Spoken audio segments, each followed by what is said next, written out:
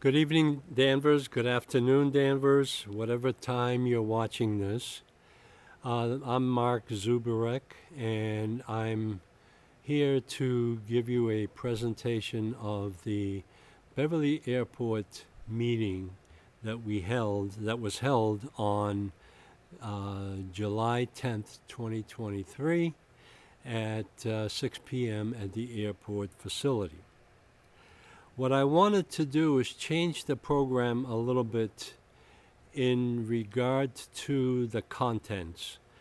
I have determined that the filming of the meeting itself has become very monotonous, and the same subjects are being talked about all the time. What I've decided to do is give you a synopsis of what the meeting was held, how the meeting was held, and that will follow this introduction. One of the things that I've noticed at the meeting is that the financial report should be a handout to the public so they at least know what the commission is talking about. The new airport manager, Gabe, has been very helpful in participating at the meeting, but the agenda is incomplete for one thing and needs clarification as to what will be discussed so the public at least knows what are the main subjects that will be discussed.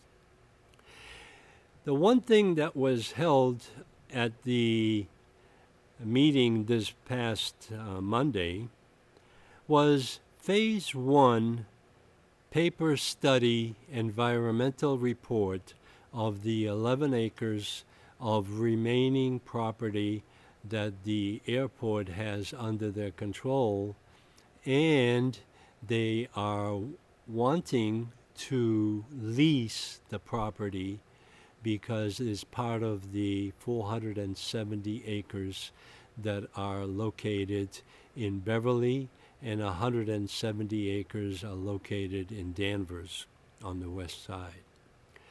Here we have a map of the report that was issued, and that represents the 11 acres of the property that is being discussed, and it's going to be a request for proposal will be issued in regard to the property. The property itself is currently occupied by FEMA, by some outfit that has trailers in there, and the location of the contamination on this site is right underneath some of the occupants that are on site. One of the largest occupants is the firing range for the Beverly Police Department. They just completed a new facility at the Cummings Center, and they forgot to create or build a firing range for the policemen. Jack, if we can just add the picture again, I would appreciate that, because there are findings in the study, and George Nastas from Weston and Sampson did the evaluation. Now, I know that this is a small picture of the sites, but the site currently has tracking numbers for the EPA, and they have been resolved or addressed in the past, and we're talking about years in the past. Potential transformer contamination is evident. PFAS potential contamination is already identified. Now, PFAS are the remnants of the chemicals from the plastics and they go into groundwater. High lead contamination from the firing range. Understandable. Chlorinated volatile compounds have been identified that were on the site or are on the site. And underground storage tanks for fuel and or heating fuel. That needs to be resolved, and not necessarily by the airport, but this is a preliminary report that will have to be handed over to the future developer only after the land is cleared of the current tenants or subdivided further, because that land is very valuable, and it's like 56 cents per square foot of land is available to be leased. The RFP needs a clear site for the city tenants before RFP can be issued. Do we know how many leased parcels are on the airport land, and what is the status of the leases? Explanation period for needs to be on the runways, need wildlife hazard permits. This was another issue that was discussed.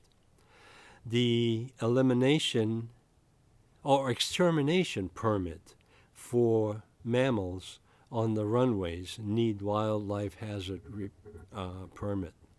That has been obtained from the federal government, but the state has not issued theirs yet. Now, there's been reports of 28 incidents of coyotes being present on the runways.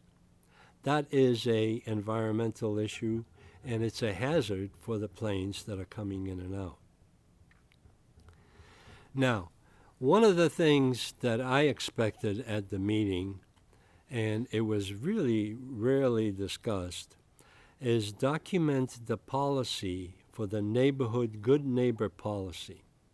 That has been in review and analysis for the last 3 years, basically. I have submitted comments, other people have submitted comments, and the commission has not had the time to address that policy and issue it to the tenants of the operating schools that are at the site and to the airport landings of corporate jets. Corporate jets are becoming a very serious problem in our neighborhood. There was a comment made at the prior meeting in June. There was a definite increase in the traffic end of May and into June of the corporate jets. Corporate jets are flying at a very low altitude over particularly my own neighborhood, which I am almost in Middleton. And these jets are flying in and out specifically on Fridays, Saturdays, Sundays, and Mondays. So we need to have a cooperative effort in regard to the jet traffic as well. There's also a issue that has been identified over the years, and nothing has been done about it, is regard to the fuel depot and the costs of the taxes that are being collected for that fuel. There's a federal tax, there's a state tax, there's an excise tax, and all that is being paid for by the operator of the facility, FOB,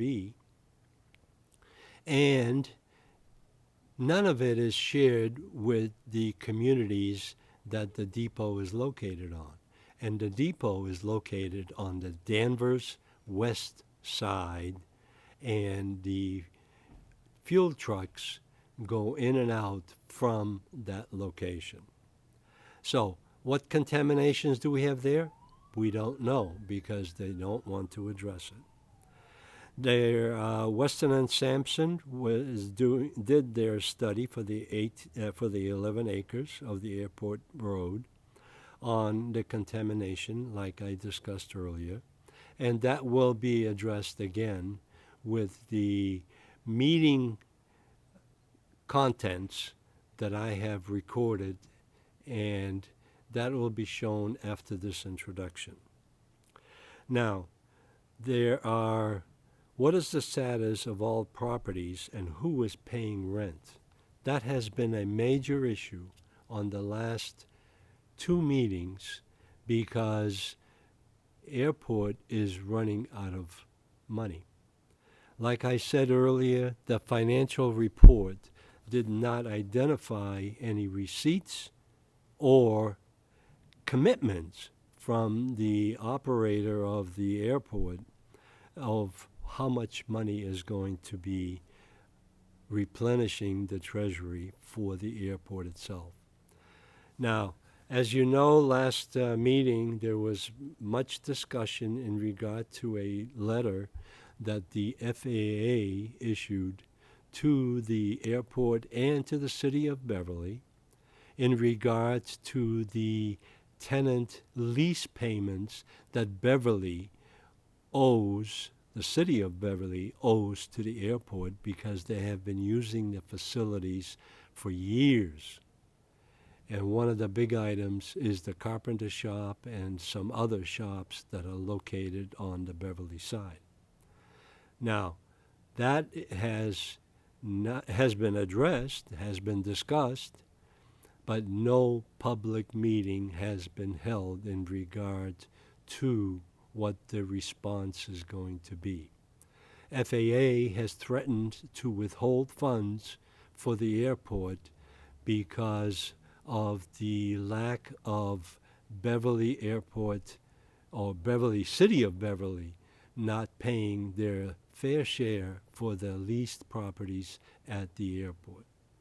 There has been a lot of propaganda in regard to how the city of Beverly supports the airport, but there's no mention of real estate taxes that I owed to the town of Danvers and now that are being paid to Wenham.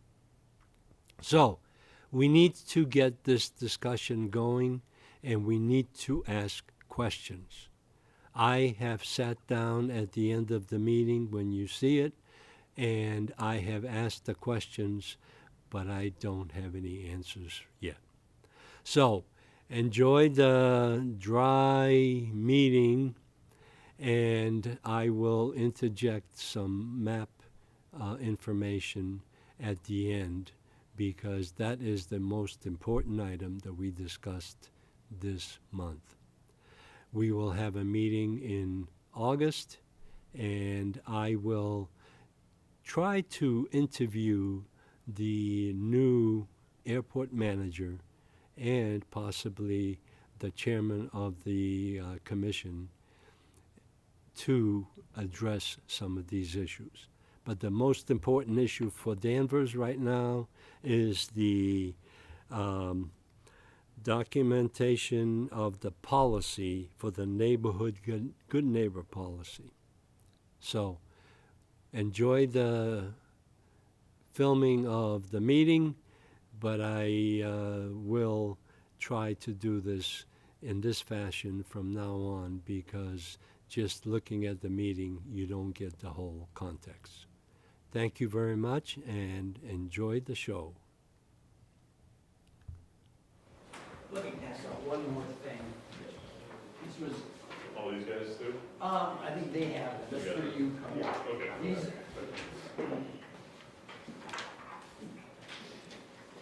that's page, what I'm handing out to you is page 6 from the 600-page document.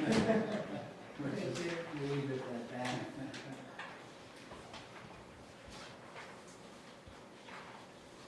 Welcome, everybody. Thanks for coming and for your patience.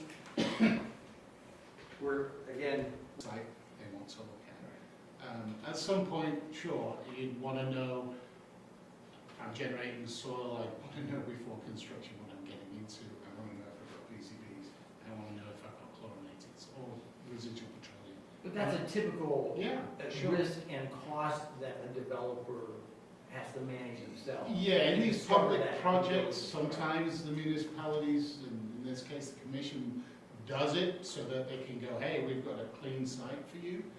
This isn't a clean site, but it's a manageable site.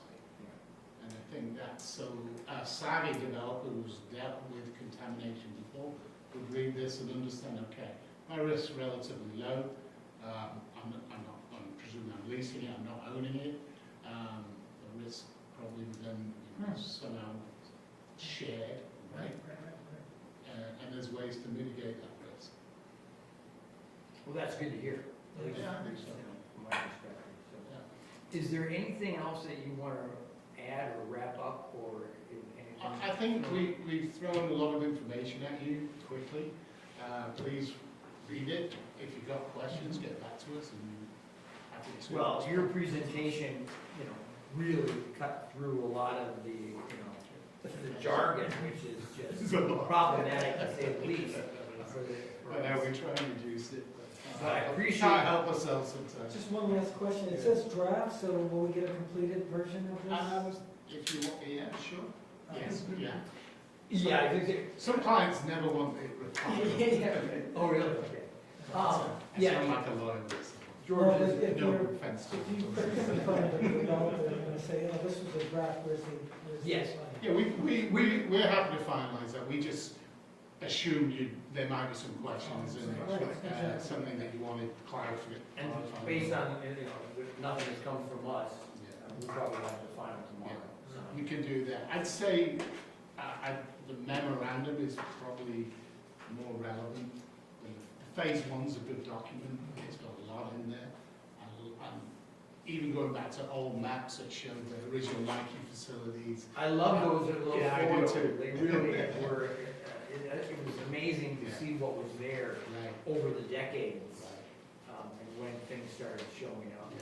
So that was good. Yeah, I mean, in the area where the firing range was some old pits that they used to dump salt. Who knows what, yeah. Who knows what?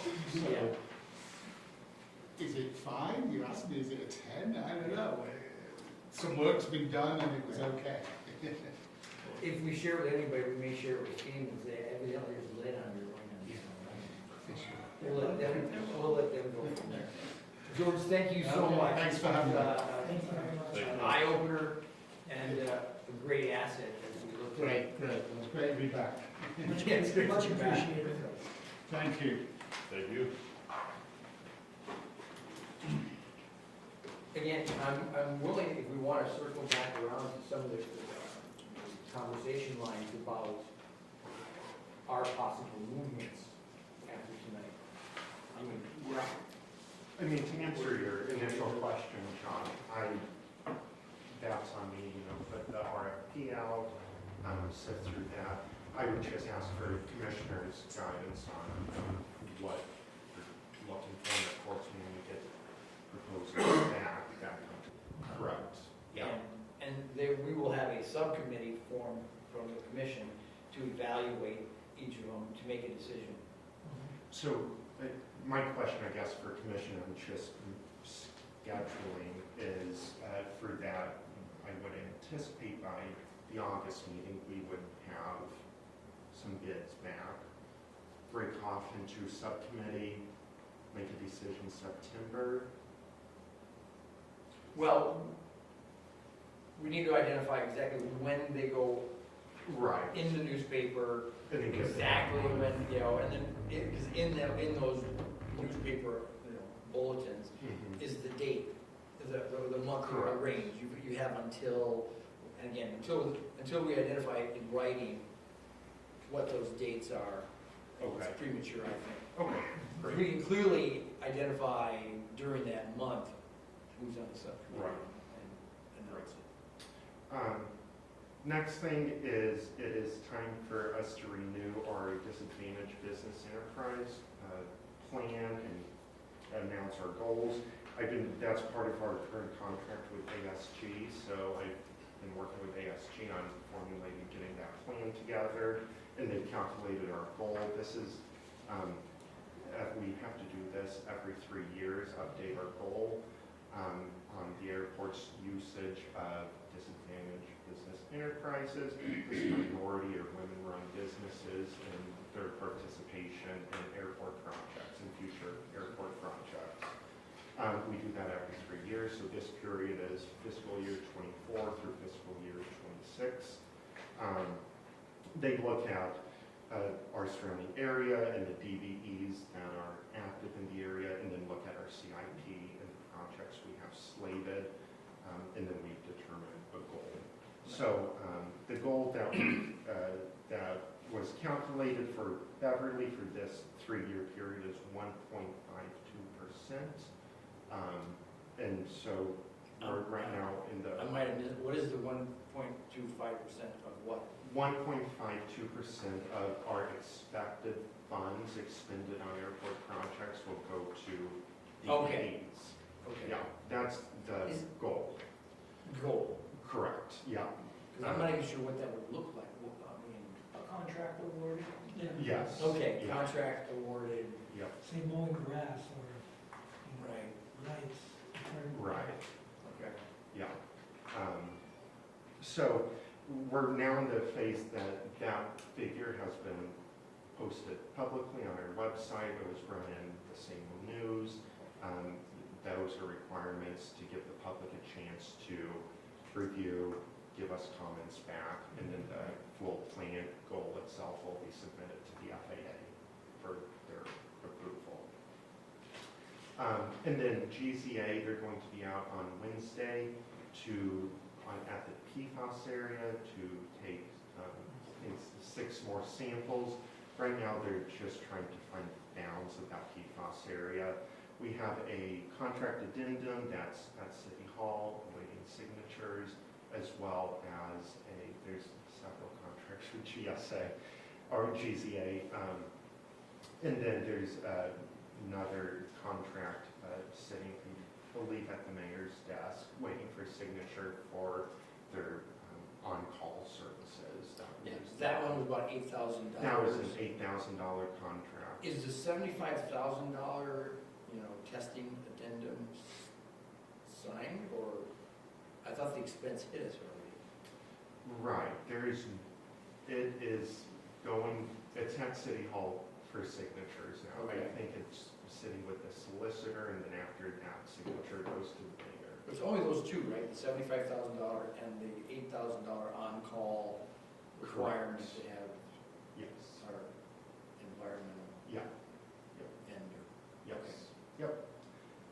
That's all I have. Any questions, any comments on? Thank you, Gabe. We're gonna wrap up. I'll send these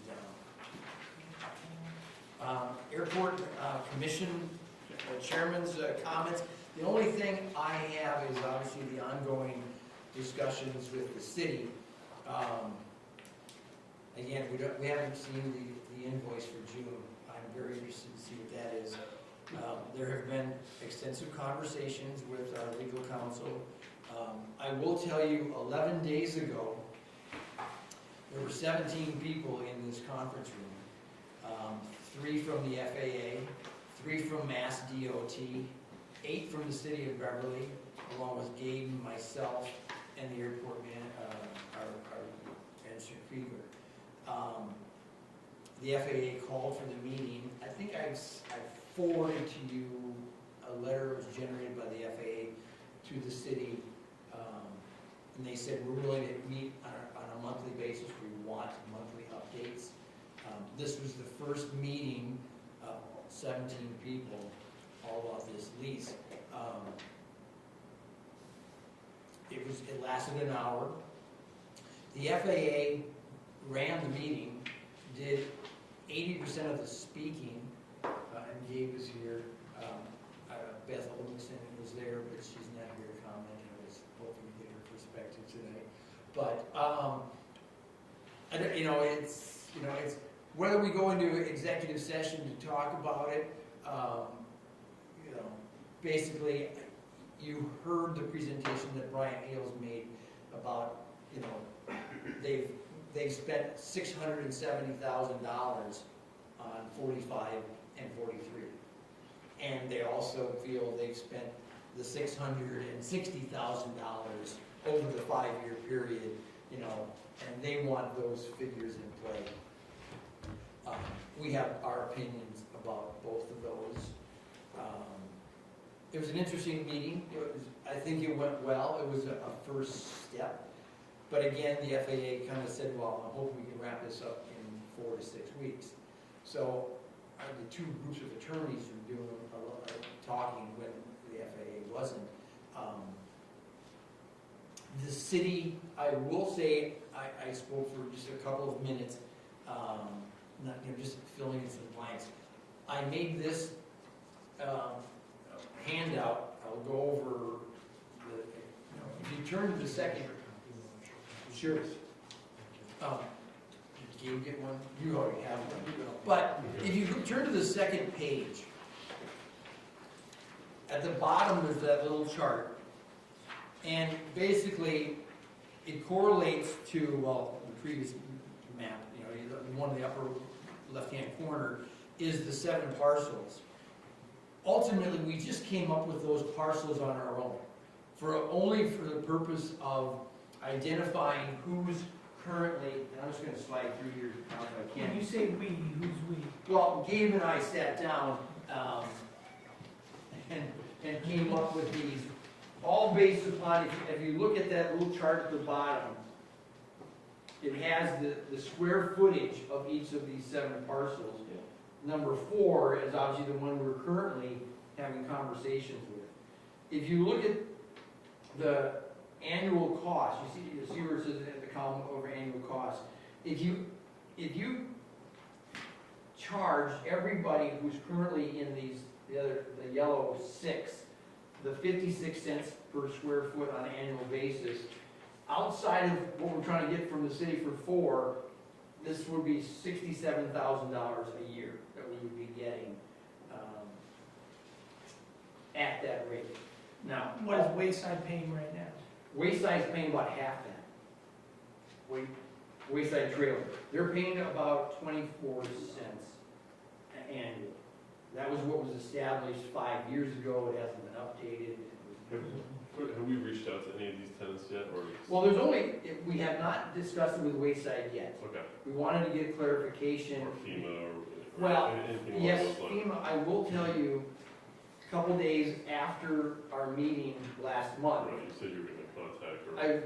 I came out to the airport, and lo and behold, as Gabe and I are actually looking at just, you know, who's on this land, the FEMA director, Mark Foster, came in, and we had an hour-long, I'd say 40-minute conversation with him, and he got into the whole history of why they get to, you know, basically they said it was like a Wild West, anybody could do anything they wanted here, and nobody said anything, and he used the analogy, oh no, I used his term, he goes, it was like a big, you know, rice bowl, and we all just ate from the same rice bowl, basically talking about the city, and, you know, and I said, well, Mark, the only party that was not allowed to eat from that rice bowl was the airport. We didn't get anything from these agreements. He goes, well, I got a letter from 20 years ago that I could do this. I said, well, we're not going to be held to the malfeasance or, you know, agreements from 20 years ago. So, you know, and he just, you know, he left, you know. So he knows we're having conversations. The police, what's interesting to me is, you know, this is FEMA land, the property line's right here. The firing range that the police department uses is, you know, right here. Then the berm is right here where most of the firing goes into. I will say, I don't think I brought it up, you know, I contacted the police departments in Peabody, Salem, and Danvers just to get where do you fire, and they all have, you know, firing ranges inside their buildings. And they're only required to go outside once or twice a year. I actually offered to Danvers, I said, well, where do you go to go outside? Well, we go to Manchester by the Sea. I said, well, we have a beautiful fire range. I said, maybe you and Beverly, if you lease the land from us, you could probably, I go, what? So, but I did reach out, but all of those communities, and the most recent one to build a new police station was the city of Salem. They built it in 1990, and they put the firing range in their basement. Beverly just built a brand new $27 million police station, which they occupied 2 years ago, and they did not build a firing range in there. Also, there was no fire range in No. We have a training facility up on the second floor in the back. It's a virtual one. So it's basically like you can go into the active shooter training upstairs with non-live. Right, but they have those live Do you fire. have that? But I will tell you, I know we almost might start, it's not even, keep track of how many times. I came here like 5 days in a row, kind of thing, not in a row, but I mean, every day they were back there firing in the summertime, and when I took the environmental, George, for the walk over the whole property with his colleague, they were back there firing. The police officer said, I hear you guys are trying to get rid of us. I said, no, we're just trying to develop the land and, make, $180,000 a year.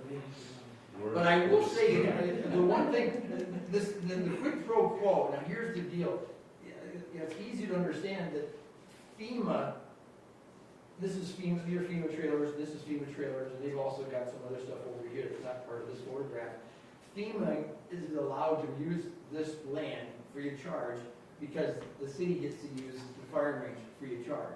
All of which both parties and the FAA has clearly said no. That's not a real legal, argument, is it? What's that? That's not No. true. Well, I mean- it's not true. FEMA's literally thinks they're using it with, I don't understand. They said FEMA there was says that they have an an agreement. with the town. They're saying like, The the town town- said, hey, can I use this? And they say, yeah, but can we use this? And they say, yeah, sure. And then they're just like, it's a wash, and they don't charge Yes, other. this RFP is gonna take 12 months. Well, It's anyway, going on further and further.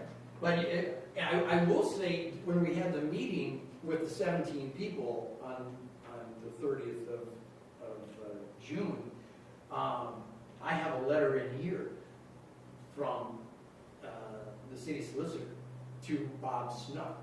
And she said, by all means, we'll clean out this land here, and if the city needs to use any of this property here, we will pay you in a lease. And that was 2017.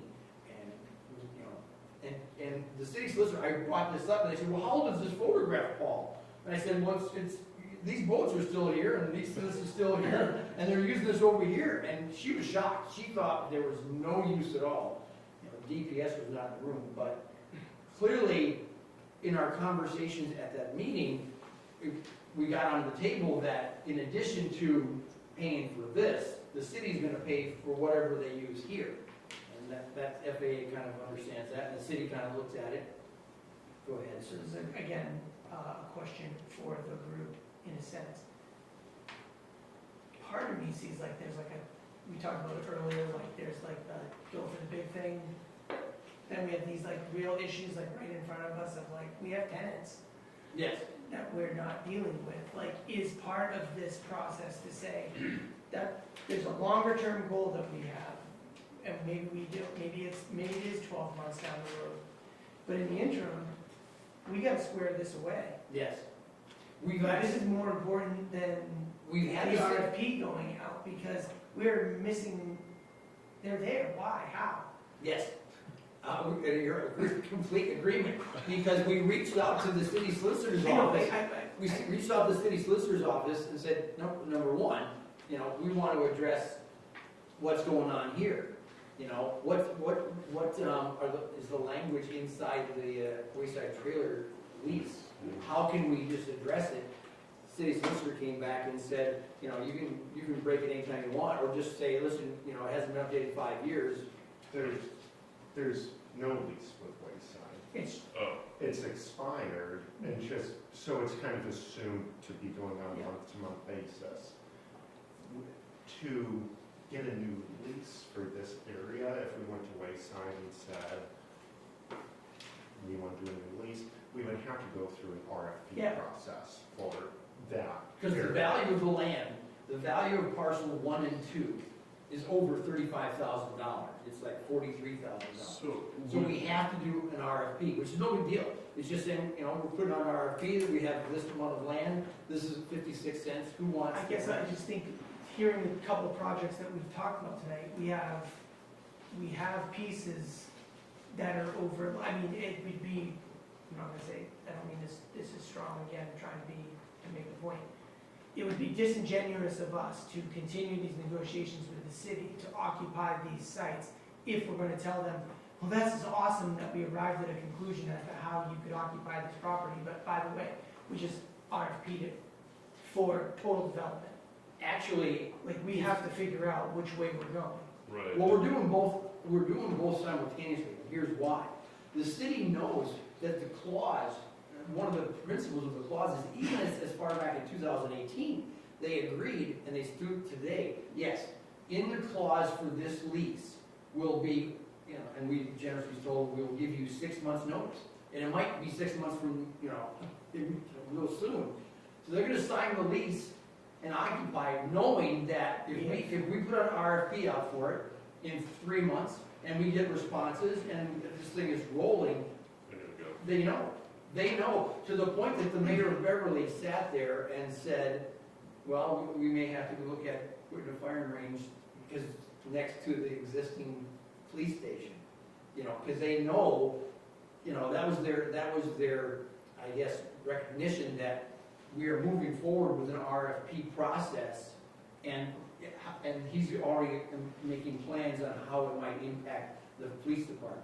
So I have no problem getting a lease that we've been pursuing for 7 years for this property at the same time as doing preliminary discussions on an RFP, because, you know, Quick question, is there a way, like you said, you went to all the tenants and people who were not updated, and then you have a new fee and a new, is that something that can be done with these guys, With Wayside. with Wayside? Is that, even though it is a month to month and there is no technical lease, is there a way to get them up to? No, we have to just do it totally new. So The we can't lease, just, the lease that they have, it was a 1-year lease, and it was for way under the property value.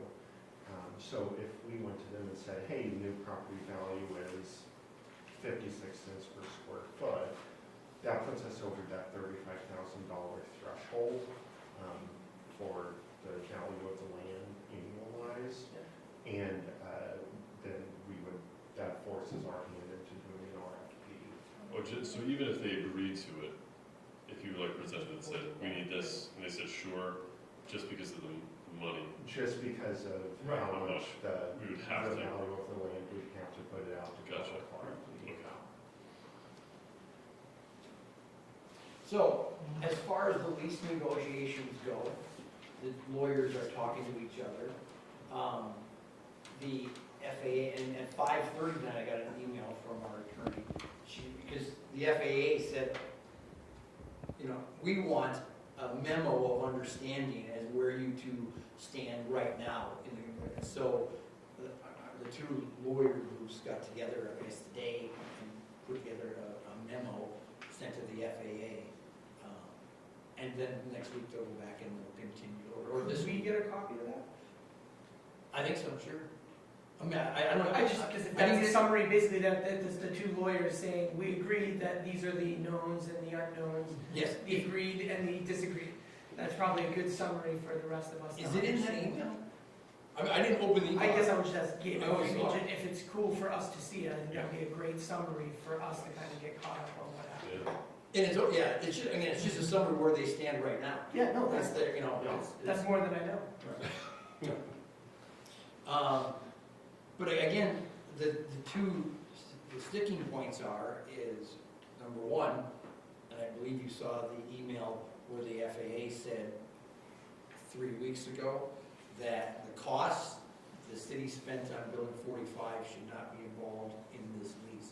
I will be honest with you, at the end of the 1 hour, I was confused. I wasn't clear. had that snuck its way back in? Were they looking at the full $670,000 that the city claimed to have spent on the two combined? To the point that I sent and asked for clarification. I said, and we talked with their attorney, and they also came back. I will say the one thing about the large amount of the insurance costs that the city is now willing to hold us accountable for. The new interim director of the FAA, Gail Luttrell, has retired. There's a new interim director. He leaned over and said, "I'm not sure that those figures should be part of this. We need to find out." So I asked for clarification on that, because that's a huge dollar figure that is working its way into a lease discussion. So that's the two sticking points. I think our side is looking at the full $670,000 plus the $660,000.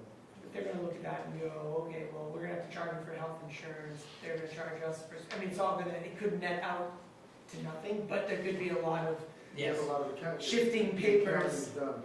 Right. Well, Everything knows where everything stands. Right. In that case, What's that?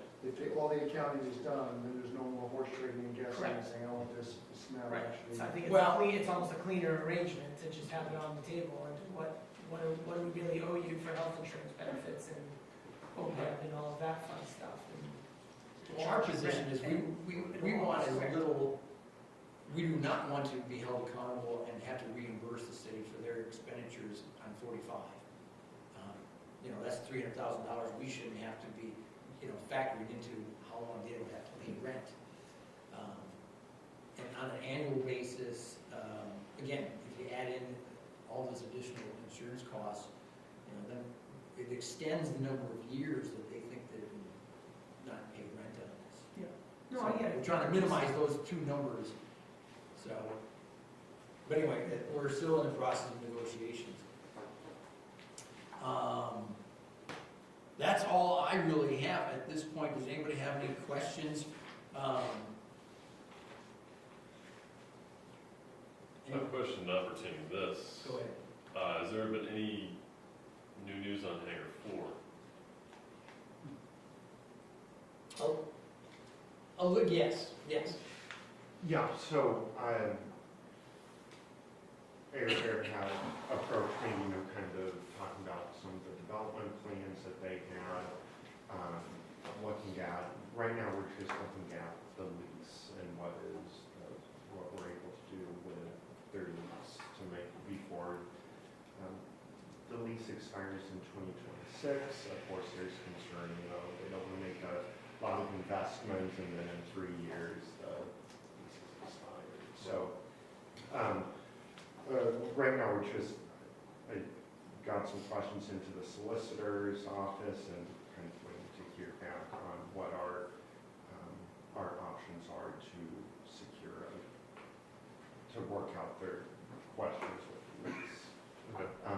It doesn't look like there will be a change for extension on the current lease, and that wasn't a provision in it, so it'll probably look like getting a whole new lease and then going forward from there. I get the impression, even from your earlier conversation about the different leases, and you've been reviewing them, a lot of the leases are written differently.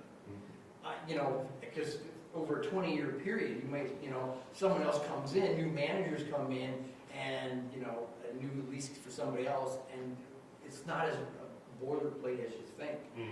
And apparently, there's no clause in the lease that John Bear took over from Mr. Chase.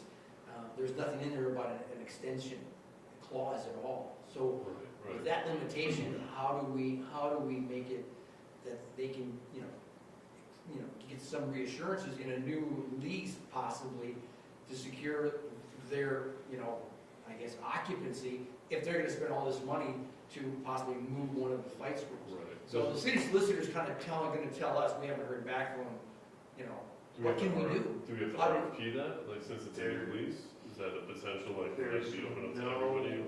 no obligation to RFP since it's an aeronautical use. Okay, okay.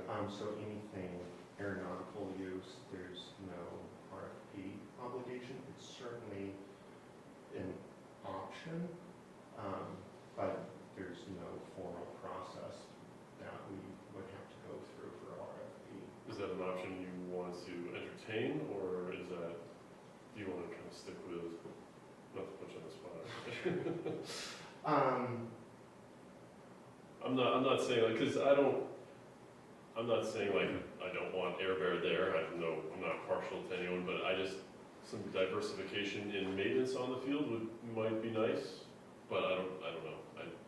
I know that, like, people have complained about no maintenance available on the weekends, so if there was someone available on the weekends, but I don't know.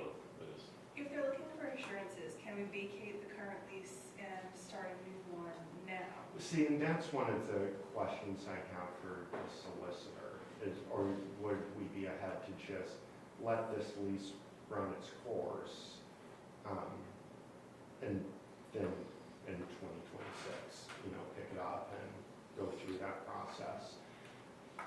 I think we probably have the right to vacate it at any time that we want to. And I don't think any development is going to happen out there until something is figured out with it. So we're in active conversations with Mr. Bear. So we'll find out what this is.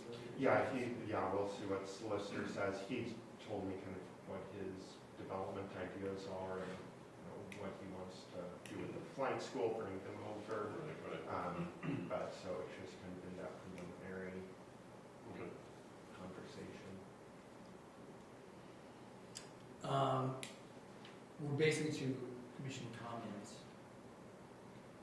The noise subcommittee has met twice, I think, since our last meeting. I'm maybe getting the dates wrong, at least twice. We were trying to meet later this week, but it's not going to happen, I don't think. And so we're going to try to meet next week. We are almost through, we are through the document and have a draft.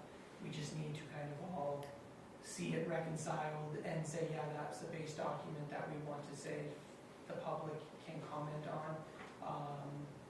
And that was supposed to happen this week, but couldn't be Which you pulled had together. your So, yeah, so we're very close to having something for the public to react to. And so we're hoping, I think we set a goal of ourselves, like I thought we vaguely said, like at the September meeting, we would probably come back to you all with a document that has been put out there, reviewed by the public, and that we have kind of then said, okay, let's change this up and go here and come back to the full commission with something. at that Well, I time. know the time is appreciated, so thank you. And this is a difficult time of the season to coordinate all of this, so Make it work. thank you. Anything else before I move on to tenant comments? I'm gonna turn into a pumpkin real soon, I apologize, Paul. I have a thing I gotta get to, it's very soon. Okay, well, we still have a quorum even if you leave. I know, I just wanna. Okay, we're wrapping If we're up. that close, I'm gonna. I know, wrap this up. Rich Little wanted to say something, didn't you? Come forward, sir, and just keep in mind, he's turning into a pumpkin, so. Make it real quick. It was shocked to me since I asked if anybody was here since 2003 or 4, and I was at all those meetings back then, so I've been here since Really? 1991 I started flying here. So as you know, back in 2002, I bought a flight school here.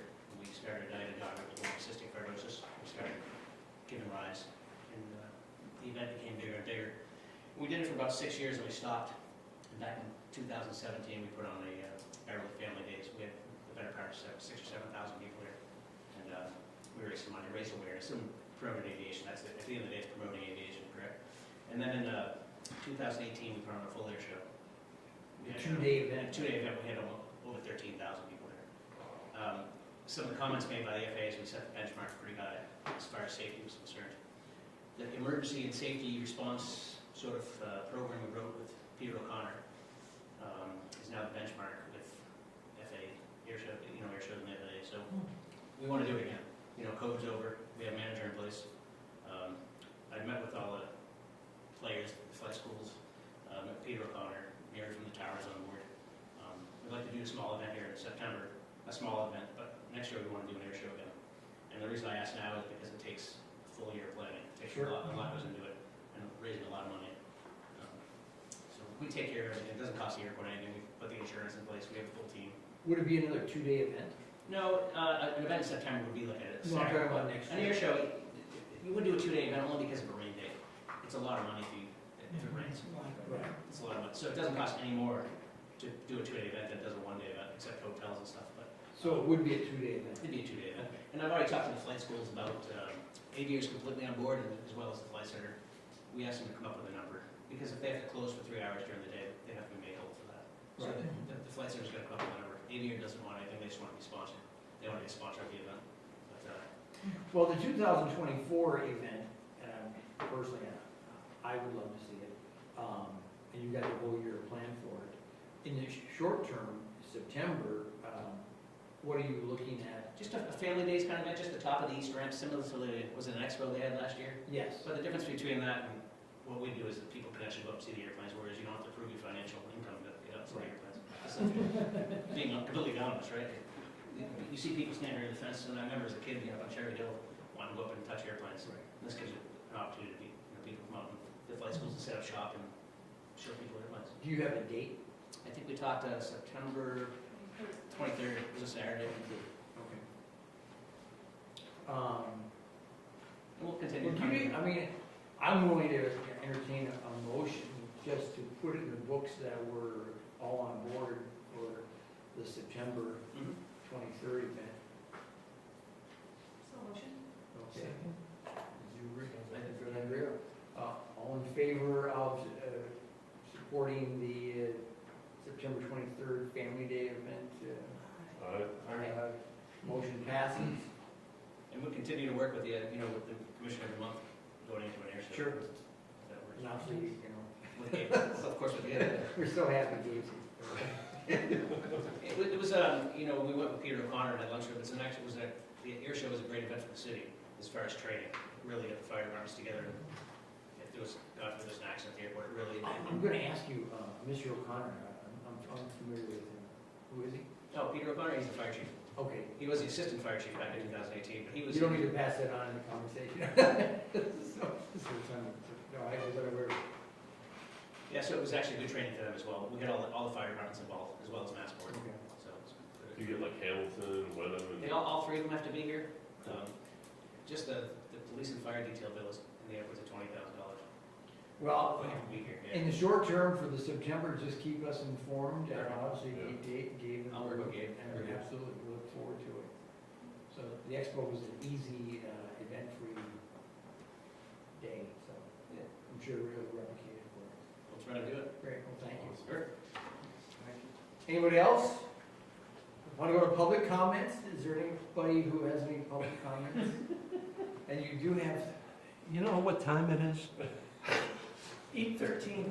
Yeah, I know. It's way past the pumpkin. 2 minutes, Mark. I might have to get up at 8:15, so I apologize. It's not. You can go now. Oh, thank you. Doesn't matter. You're the, Doesn't Well, matter. okay, well, I want to hear 2 minutes of what you have to say, but the longer you go. Well, the one thing that I wanted to bring up, and I brought it up last month, is this meeting has gone way beyond. I ran out of film last month. So, the comments that I made at that time last month are pretty much the same as they are right now, because this public comment should be shifted, and I gave you a copy of the agenda, Yes. to someplace a little bit closer to your comments. Because at that time, people have issues that need to be brought up to the board. And by the time you get through, like the last 2 hours, they get tired and they leave. Financial report. You're sitting there talking about the financial report, and the public is sitting here dumb, fat, and happy, not knowing what you're talking about. Because even your financial report today did not give any numbers.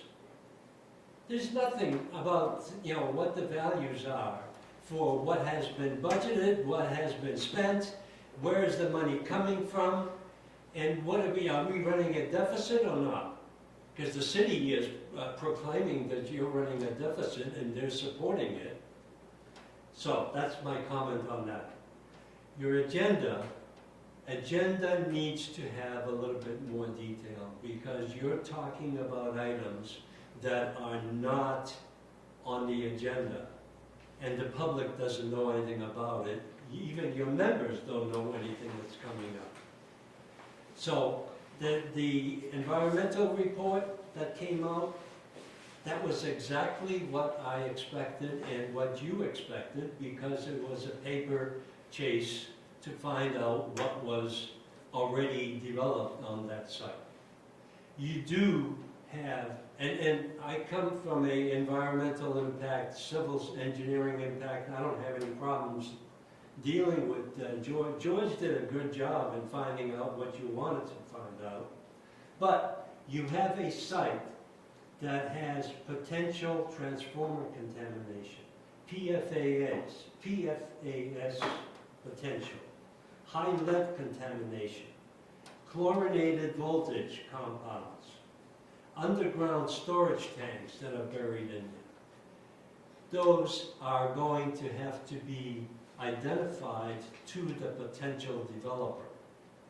And you do have to disclose this preliminary report that you have paid for, because that is like a real estate transaction, and you need to give that to the developer. He is going to go into more detail or locate his facility on an area which is not contaminated or can be minimized. Like George was saying, a lot of this contamination can be minimized by capping it, basically. We do that at the dump all the time. We cap it all the time. So, RFP that you're proposing to go out and do an RFP, but you right now have sites that are out there, and you specifically identified 7 of them. They're occupied. How can you go out for an RFP if those sites are occupied and nobody's going to move until you evict them? That's my opinion, and I'll stick to it. Are we coming to a conclusion? No. Well, I know, I've been I patient. know. You got your 3 minutes. I know, but the one thing that I wanted to mention about the air show day that we're talking about, September 23rd, I hope we don't use any foam by the fire department. No. Because we have enough trouble already. Yes. Now you can go. Oh, thank you so much for the comment. Sorry, I got No, but seriously, I would seriously like to have this public comments moved up front. I have no problem doing that, because it used to be that way. That's and what it Somebody should be. wanted it the other way, so I'll move back, we'll put it, move it up. But it'll be 3 minutes. It'll be 3 minutes. It just was less than 3 minutes. Okay. I get an alarm clock. Okay. I do have a motion to adjourn. Any other public comments? Any other public comments from anybody? Mr.